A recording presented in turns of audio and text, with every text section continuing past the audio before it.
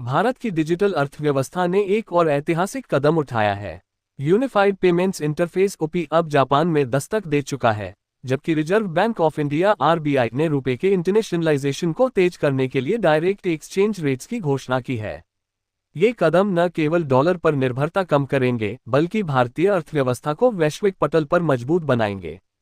विशेषज्ञों का मानना है कि यह डी-डॉलरीकरण की दिशा में भारत का सशक्त प्रयास है, जो व्यापारिक लागत घटाएगा और विदेशी मुद्रा भंडार की जरूरत को कम करेगा।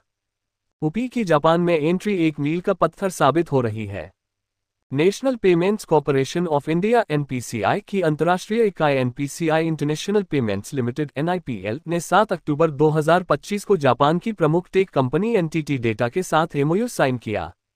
इसके तहत भारतीय पर्यटक अब जापान के चुनिंदा मर्चेंट्स पर क्यूआर कोड स्कैन करके यूपी से पेमेंट कर सकेंगे।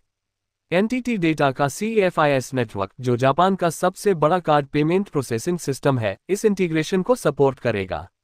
ये सुविधा नकदी या फॉरेन एक्सचेंज कार्ड्स पर निर्भरता खत्म करेगी, जिससे पर्यटकों को आसानी मिलेगी।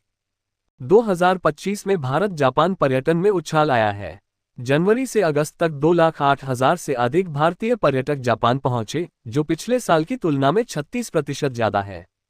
एनटीटी डेटा के पेमेंट्स हेड मसानोरी कुरेहारा ने कहा, यूपी से भारतीय पर्यटक आसानी से शॉपिंग कर सकेंगे, जबकि जापानी व्यापारी नए बिजनेस के अवसर तलाश सकेंगे। एनपीसीआई के MD and CEO Ritesh Shukla ने इसे क्रॉस बॉर्डर पेमेंट्स को सरल बनाने वाला कदम बताया। यूपी, जो 2016 में लॉन्च हुआ, अब 13 देशों में सक्रिय है। France, UAE, Nepal, Mauritius, Peru, Singapore, Sri Lanka, Qatar और भूटान के बाद जापान इसका 14वां पड़ाव है। सितंबर 2025 में यूपी पर 20 अरब से ज्यादा ट्रांजैक्शन हुए, जिनकी वैल्यू $280 अरब से अधिक थी। एनपीसीआई 2025 में 4-6 और देशों में यूपी लॉन्च करने की योजना बना रहा है, जिसमें थाईलैंड जैसे दक्षिण पूर्व एशियाई देश शामिल हैं। दूसरी ओर आरबीआई ने रुपए को वैश्विक व्यापार का हथियार बनाने के लिए कई बड़े ऐलान किए हैं।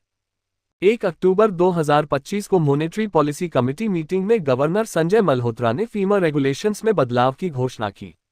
अब फॉरेन बैंक अपने स्पेशल रुपया वस्त्रों अकाउंट्स एसआरवीए के बैलेंस से कॉर्पोरेट बॉन्ड्स और कमर्शियल पेपर्स में निवेश कर सकेंगे। एसआरवीए, जो 22 देशों में ऑपरेशनल है, अब बिना पूर्व अनुमति के खोले जा सकेंगे। ये कदम द्विपक्षीय व्यापार को सीधे रुपए में सेटल करने को बढ़ावा देगा, जिससे डॉलर कन्वर्जन की जरूरत कम होगी। आरबीआई अब प्रमुख ट्रेड पार्टनर्स की करेंसीज के लिए डायरेक्ट रुपया रेट सेट करेगा। पहले चरण में यूएई का दिरहम और इंडोनेशिया का रुपया शामिल हैं।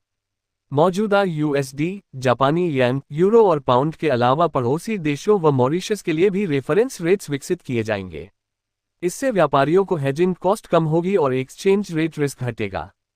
मल्होत्रा ने कहा, ये उपाय रुपए के इंटरनेशनल यूज को बढ़ाएंगे, जो अर्थव्यवस्था को बाहरी झटकों से बचाएंगे।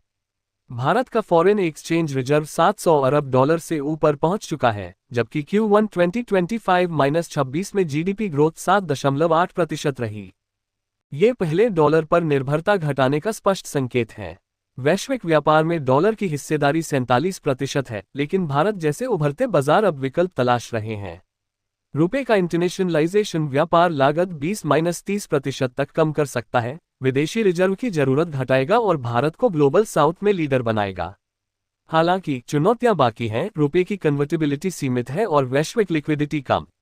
फिर भी यूपी रुपया का ये संयोजन भारत को फिनटेक सुपर पावर बना सकता है।